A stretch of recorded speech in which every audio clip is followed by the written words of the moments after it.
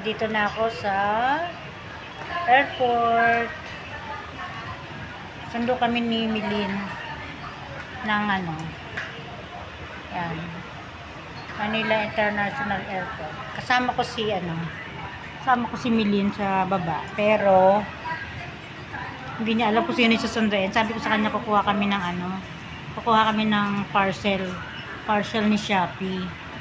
Tapos ang sabi ko sa kanya, samahan niya ako dahil yung airport hindi ko alam kasi dito siya nagtatrabaho. Sabi niya, tapos pinakita ko sa kanya yung ticket. Hindi niya tinignan kung sino yung pangalan sa ticket. Basta tinignan lang niya kung anong airline ng ticket. Yun. Pero hindi niya alam kung sino yung pupuntahan namin. Kaya pag dumating yung aking guest, magugulat siya. Ang lang kasi, ang niya, kukuha lang kami ng parcel. Mamaya, isang buwan ko itong tinago. Lahat, isang buwan ko tinago yung pagdating. Kasi surprise ko nga sa kanilang lahat. Si Milin, kasama ko na, nakita niya na yung ticket. Hindi niya pa rin nakita kung sino yung susunduin namin.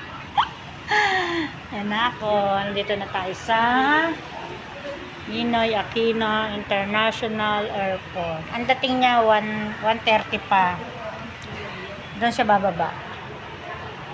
Doon siya bababa. Pero ako lang talaga nakakaalam. Surprise ko sa lahat. Malalaman nyo na lang pag nakauwi na kami sa bahay.